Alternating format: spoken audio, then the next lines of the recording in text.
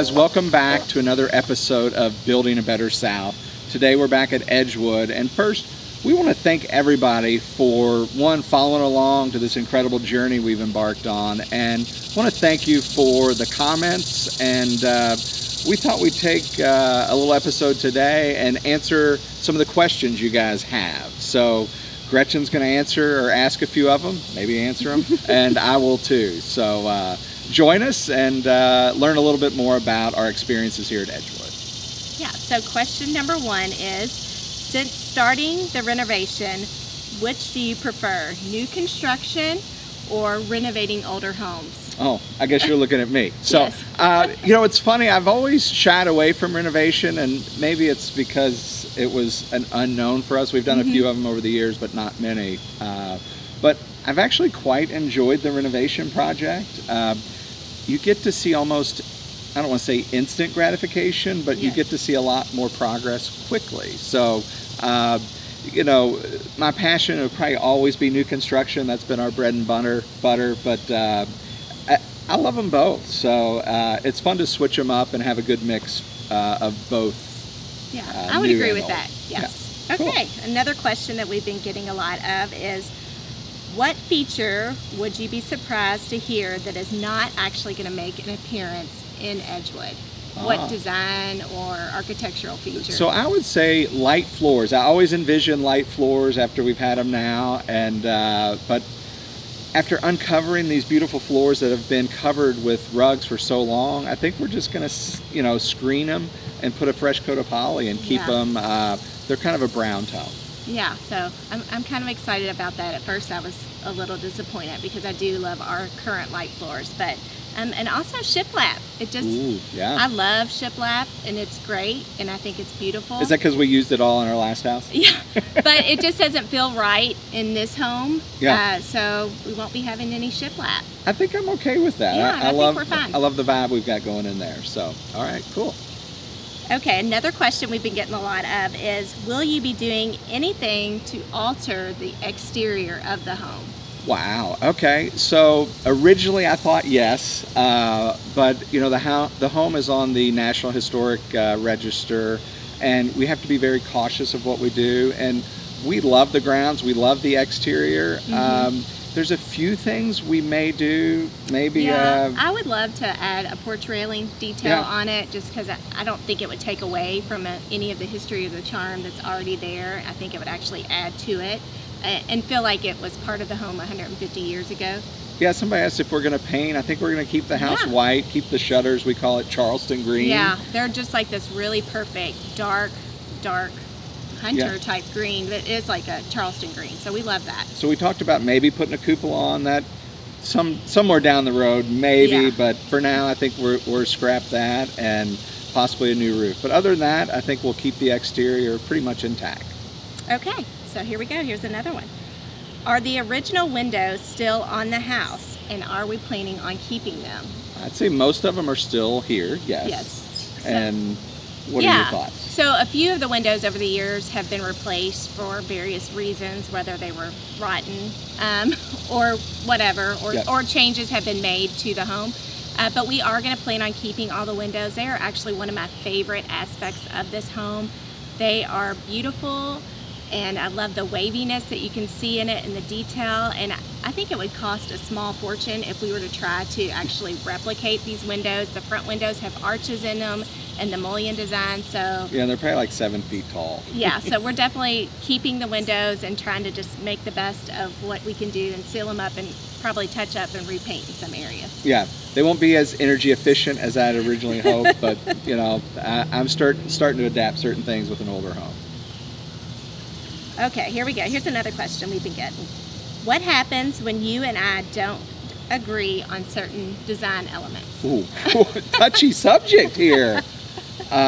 We flip a coin usually, right? I mean, and I think Gretchen's got like a two-sided coin because I never win. I always call heads and it always lands on heads. I think we make a great balance. I'll challenge Gretchen, she challenges me, and you know, she probably wins more of the battles than I do, but I get enough in there to satisfy my wants and needs. So yeah, it's a good good common interest that we have in mind, and so we just make it work. And both of us make compromises, but I think he probably compromises a little more than I do, and I'll be the first to admit that. But I like the end result. She usually has some different ideas that I think, you know, at the end of the day, turns out well. That's why our homes look so good. So I'll trust her. Okay, thanks. Okay, this is kind of fun because this is actually something we do in a lot of our homes. And what's the deal with hain't blue, and will we be incorporating it on our porch ceilings here at Edgewood?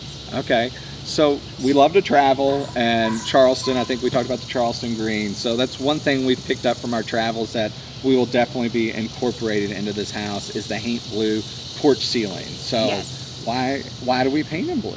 So the story behind the hain't blue is that it keeps all the spooks and the ghosts away, and that's why the homes in Charleston, when you notice and you go up and down the streets, you'll look at the porch ceilings and they are painted blue. We've also heard that it will help keep and deter the spiders. So it's like a double bonus. Nobody has time for ghosts or spiders in their homes. And I think they say it looks like the sky, so that's why the spiders and bugs hopefully will stay away from them. We'll see. Stay tuned.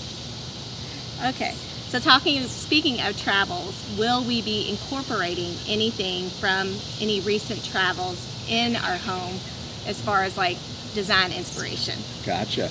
Maybe that porch railing. We saw some really cool porch railings down on 30A on spring break this year. So I've tagged a few of those that could be on the front porch, along with the hain't blue, of course. Right. I think we're going to add a gas light because it just feels natural that this home has a gas lantern on the front porch. When we were down in New Orleans, we took a stop in Beverly, and I think I had the perfect, I think dual gas lanterns, one on each side of the front door is what I'd like to see. So I think and then I think just some other stuff that we've picked up when we've been antiquing out in different shops, we'll be bringing in and adding some cool little architectural details. One of them will be adding, kind of jazzing up the banister a little bit. We have a surprise from one of our antique trips that we'll be adding to that.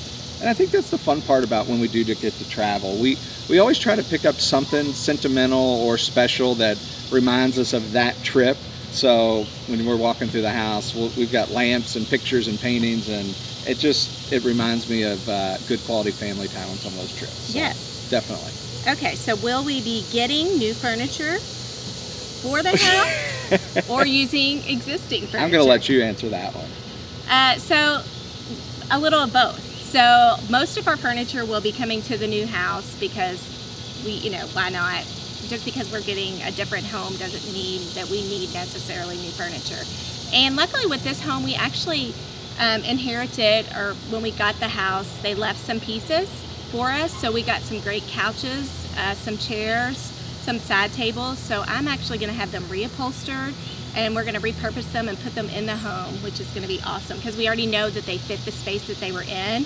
They just need to be recovered to fit our style and design. Yeah, we've got one of them sitting in Max's bedroom. It hasn't moved. Most of it's been moved to the garage. Yeah, and it's one of the comfiest couches. So when he comes over, he comes straight to his room and lays on his, what would you call that piece? It's just it's just a small little sofa. It's got one cushion, but it's got little casters and rollers on it. So, and one thing, we've always tried to invest in good furniture. So we always watch the, not the clearance, but the floor samples and all that. Yes. So we try to get good quality pieces that are fairly neutral, that, they've been with us for a few homes now, so they'll definitely come with us. A good designer tip is make friends with all of the salespeople at your furniture stores that are local, and tag them and tell them some of your favorite pieces. And when those pieces get to floor sample, which happens often because they're ever changing the pieces that are coming in and out, and they'll call you, and hopefully you get first dibs on those pieces. Yeah,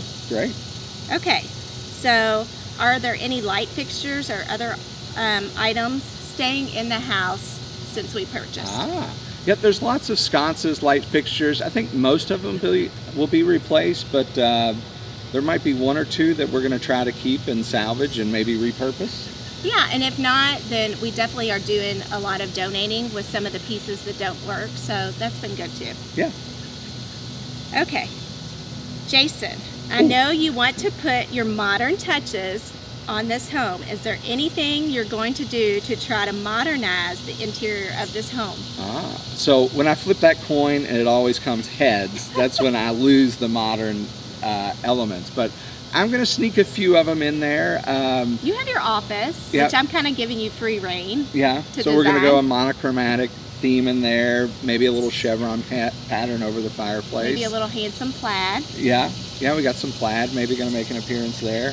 And then generally, we use a system called Control 4. That's a home automation that we will control the lighting, the thermostats, the security, cameras, all that stuff, all through your phone or through an iPad. So that will be one way that can definitely modernize an old home. And a lot of it's Wi-Fi capable, so we won't have to cut too much to retrofit the house. So I think that'll be pretty cool.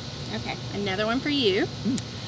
So Jason, I'm sure you're used to everything being almost perfect in all the new homes that you build. Will that be the same with Edgewood, considering that the home is 150 years old? So as I don't know if we're halfway through the renovation, but we're pretty good ways in, and every time I uncover something, it costs more money, and then I want to redo it and make it perfect. But I realize I can't do that on the entire house. So I have come to accept certain things are not going to be perfect. The floors are a little unlevel. I'm pretty sure, yeah, you could drop a golf ball on the floor and they would probably roll to one side in certain spots in the home. Yeah, even in the center of the house where all the weight is, over 150 years, all the openings have sagged just a little bit. Some places are worse than the other. But I remember one of the architects I like to follow, Steve Mouzon, once posted about wood. And the beauty of wood is that it does move, it does patina, it contracts and shrinks and expands. And that's the beauty of a home, is it weathers over the years. And I think I've come to accept the fact that this home is well weathered. Yes. And can definitely appreciate all the imperfections as we all have imperfections. We're just trying to fix her up and make her as pretty as she can be. Yeah. So my standards have been lowered just a little bit. It'll still be beautiful, but it definitely will not be perfect. Okay, speaking of standards, so this will be our last question, is how do you manage your clients' expectations on this project? And that would this is going to be geared towards Noah and I, by the way. Oh my gosh. So I get a call, probably twice a week. Noah comes over here daily during the day, sometimes when I'm not here, and he'll be like, Dad, nobody's at the house working. We're never going to be in. And then how are we going to meet our deadline? Yeah, so he'll call Gretchen and she'll text me, why is nobody working at our house? And what I tell them is what I tell all our clients is, it's a process. It's a complicated process. Sometimes it may rain and that causes a delay. Even though we're working on the inside, other guys are working outside. And what I tell people is a rain delay, one day of rain causes like 2 or 3 days of backlog. So and these are human beings and they're people, and they do, people get sick or they have family emergencies. So all that stuff trickles in when you are depending on contractors. So it's definitely a juggling act, and it's trying to manage their expectations and saying, hey, this project's going to take 6 months. I think we can do that, but there may not be somebody here every day. Right. And other jobs that are out of our control sometimes take more time, that pushes our job back. So we try to adjust and adapt, and it's a tricky situation because my clients are high maintenance and want to be in the house. They're excited, but not too high maintenance. No. But so it's just managing that proper expectation. Yeah, and I think it's just patience is a virtue. It's all going to work out, and it's not all sunshine and roses. But at the end of the day, we're going to have a beautiful home. Yeah, we're just excited. Something to think about for you guys that are embarking on I know a lot of viewers aren't local, so if you are talking to your contractor or renovator, get an overall scope and try not to micromanage them. Let them, they know what's going on, they know the process, and there will be days of no activity, but hopefully the good outweighs the bad, and the end result will be well worth the wait. So well, thank you guys so much. We love getting all these questions from you. We really appreciate it. We've just touched on a handful of them. So you can always keep them coming, and we'll answer them as we can. We may do another video like this down the line in the future. So the best way probably is just to DM us a message through Instagram, or you can leave a comment on YouTube. Yeah, I would say probably comment on YouTube. We get inundated with DM messages that we can't even get them because they'll be deleted before we get them. Or you can email us, or just find us through our websites. I'm grayhousedesign.com, and he's artisansignaturehomes.com. You can follow us on Instagram. I'm at Gretchen Black. He is Artisan Signature Homes. And guys, make sure you subscribe to our YouTube channel. Give us some comments and feedback. And as always, thanks for joining us for another episode of Building Better South here at Edgewood. Yes, thanks so much.